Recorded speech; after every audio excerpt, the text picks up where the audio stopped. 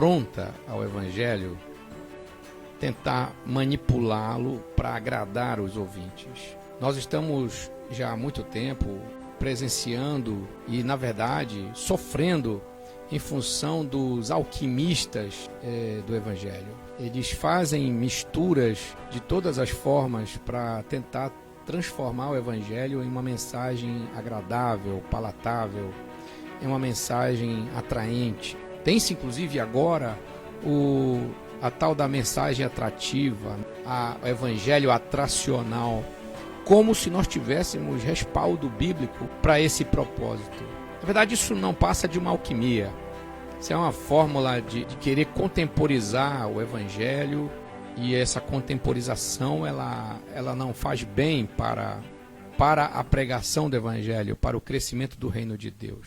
Por quê? Porque não transforma a vida, porque as pessoas não são convertidas, uma vez que esse Evangelho que é pregado hoje, se é que a gente pode chamar de pregado, o Evangelho apresentado hoje para as pessoas, é resultado dessa alquimia teológica, se é que se pode dizer isso, né? É uma mistura de conceitos culturais, permissivos, com teologia, coaching, teologia liberal. É uma mistura, na verdade. Quando eu falo de alquimia, eu estou usando o termo alquimia porque é o termo que eu encontrei aqui para aplicar essa gororoba conceitual. Isso não está levando a crescimento qualitativo. Em alguns casos, em muitos casos, na verdade, a gente não vê nem crescimento quantitativo. A gente vê um mise-en-scène, a gente vê um teatro, a gente vê eventos que dão a entender que essas igrejas estão crescendo, mas a mensagem não é uma mensagem transformadora. É uma mistura de alguns conceitos bíblicos convenientes com preceitos da cultura permissiva, né?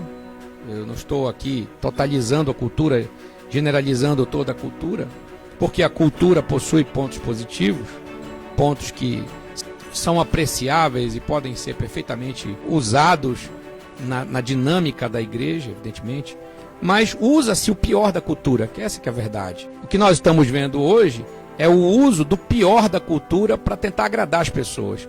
Daí, importa-se isso para o contexto eclesiástico, mistura-se com uma teologia progressista, ou então com um pouco de teologia liberal, e vou usar o termo assim, e uma boa dose de mundanismo mesmo, né? Aquilo que a gente pode chamar de cosplay mundano, né?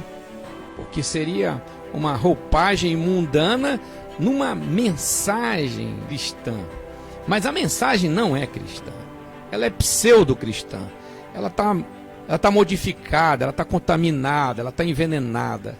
De maneira que, eu repito, não há transformação de verdade. O que há é muita adesão, o que há, na verdade, é muito ativismo, o que há, na verdade, é uma competição com o mundo. Na verdade, a igreja compete com o mundo. Só que eu diria melhor, o mundo faz melhor. O mundo secular faz melhor. A igreja de Cristo, ela precisa se afirmar no mundo pela diferença, e não pela igualdade com o mundo, e não pela mimese, não pela imitação do mundo. Ela tem que se firmar por ser diferente. Eu vejo, por exemplo, que nós estamos querendo adotar muita estratégia e esquecendo da ousadia. Então o Evangelho ele é poder de Deus. O Evangelho não é uma mensagem agradável, o Evangelho é uma mensagem agressiva, o Evangelho é uma mensagem ofensiva, o Evangelho é uma mensagem indigesta e que, em princípio, provoca hostilidade no ouvinte. Por quê?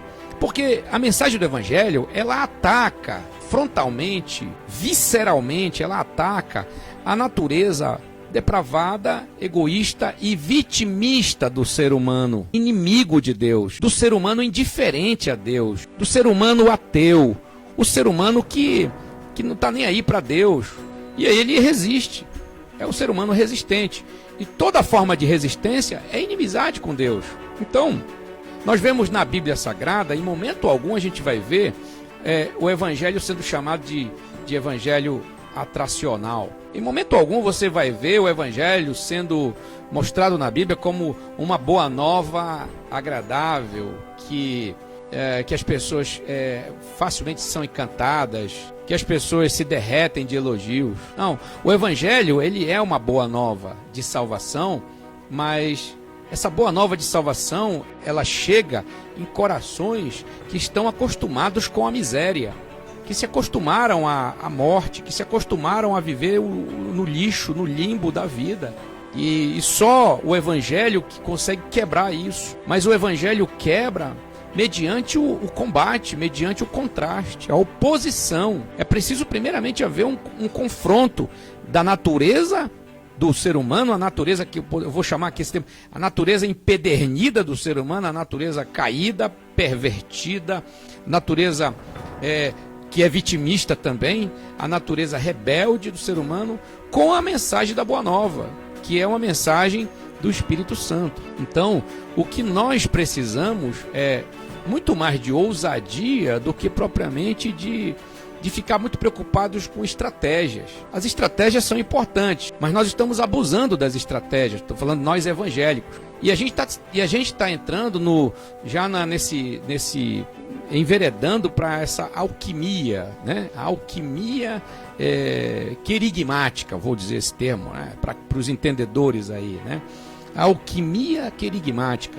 Então a gente diz, opa, peraí, o pessoal não está vindo, não está aceitando, vamos tentar dar uma ajustada, vamos colocar um tempero de secularismo aqui, vamos colocar um tempero de minorias aqui, né? Vamos falar sobre minoria, vamos criar um evangelho pro mendigo, vamos criar um evangelho pro morador de rua, né? Vamos criar um evangelho pro solteiro, vamos criar um evangelho para os divorciados, vamos criar um evangelho pro pessoal do vício, vamos criar um evangelho para pretos, para brancos, vamos criar evangelho para índio, vamos criar evangelho para todos os segmentos sociais. E a gente cai na armadilha da segmentação, da fragmentação, segmentação do ser humano. E a gente vai contra a própria proposta do Evangelho, porque a Bíblia diz que o Evangelho é poder de Deus para a salvação de todo aquele que crê, primeiramente do judeu, também do grego. E aí o apóstolo Paulo, por exemplo, vai escrever, vai falar que não há mais servo nem livre, não há bárbaro nem cita, não há mais homem nem mulher, ou seja, não tem essa coisa de minoria para o Evangelho. A Bíblia nunca vai dizer que Deus amou as minorias. Porque quando a gente começa a privilegiar minorias, a gente começa então a ir na contramão da própria proposta do Evangelho. A gente vai na contramão da proposta do Evangelho. O Evangelho veio para salvar o mundo. O Evangelho tem uma mensagem de salvação. O Evangelho não tem uma mensagem para preto, uma mensagem para branco, uma mensagem para amarelo, uma mensagem para vermelho, uma mensagem para solteiro, uma mensagem para casado, uma mensagem para o divorciado, uma mensagem para o hippie, uma mensagem... Não tem. O Evangelho é uma mensagem de salvação. Você só precisa de ousadia para isso. Eu e você precisamos só de ousadia. Aí a gente começa a inventar. Por isso que eu falo da alquimia, né?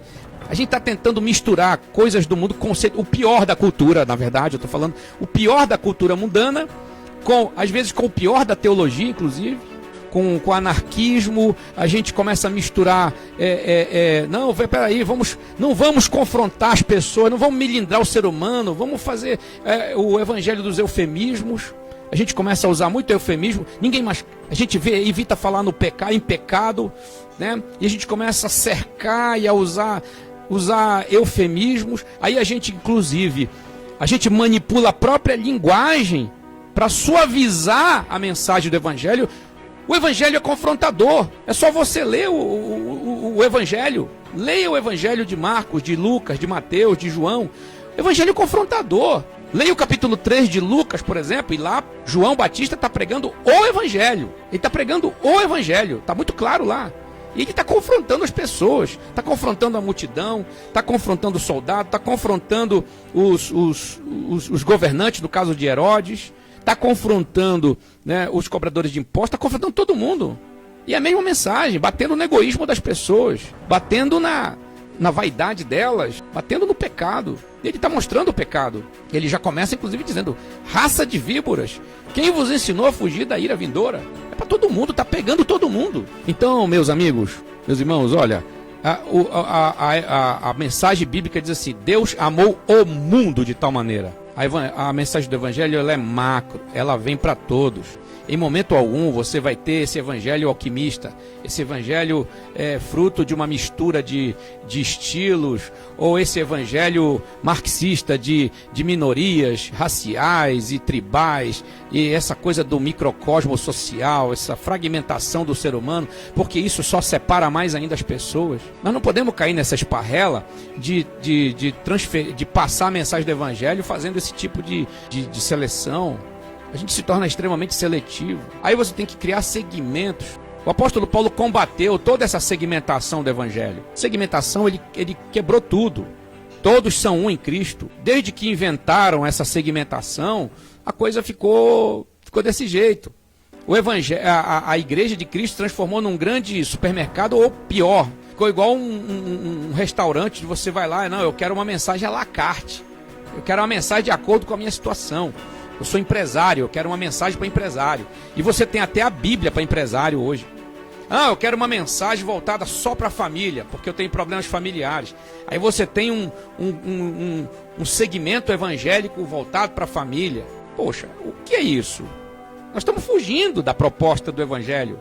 O evangelho veio para confrontar, o evangelho veio para azedar mesmo, para melindrar a gente. Não é nem para melindrar, é para ofender. O evangelho é uma mensagem ofensiva, porque o evangelho chama ao arrependimento.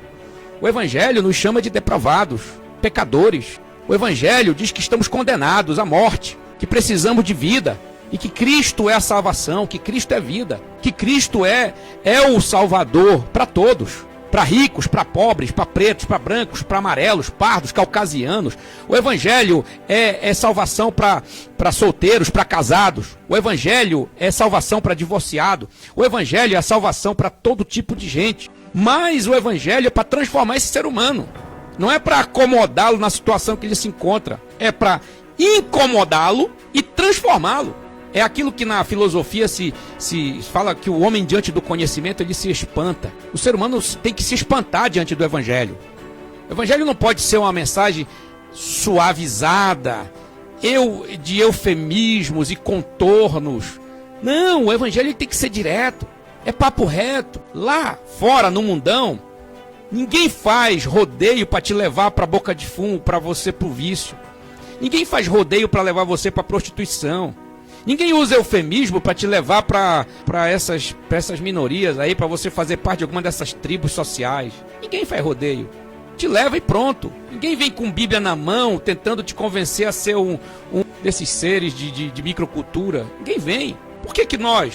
Porque só nós adotamos isso. Eu digo que nós estamos fazendo isso porque nós não estamos mais acreditando no poder do evangelho. Nós não estamos mais acreditando no poder do evangelho. E aí a gente começa a mexer, a gente começa a alterar, a gente começa a manipular o evangelho para agradar as pessoas. E nós estamos fazendo tudo errado assim. O evangelho não veio para agradar o ser humano. O evangelho veio para desagradar, sim. O evangelho veio para ofender. O evangelho veio para mexer com o ser humano. É isso. E a Bíblia mostra isso. A mensagem, qual é a mensagem do evangelho? Arrependei-vos. Arrependei-vos. Essa é a mensagem. O que a gente está fazendo? Estamos acalentando, mimando, acalentando o ser humano nas suas tendências, nos seus comportamentos. Nós estamos mimando o vitimismo do ser humano.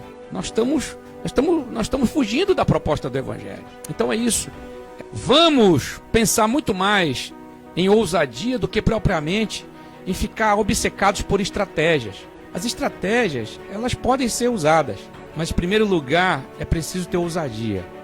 Em primeiro lugar é preciso confiar que o evangelho é poder de Deus para a salvação de todo aquele que crê. E a gente tem que saber que nós somos portadores da mensagem. Nós não somos os que vão convencer, nós não somos os que vão transformar o ser humano.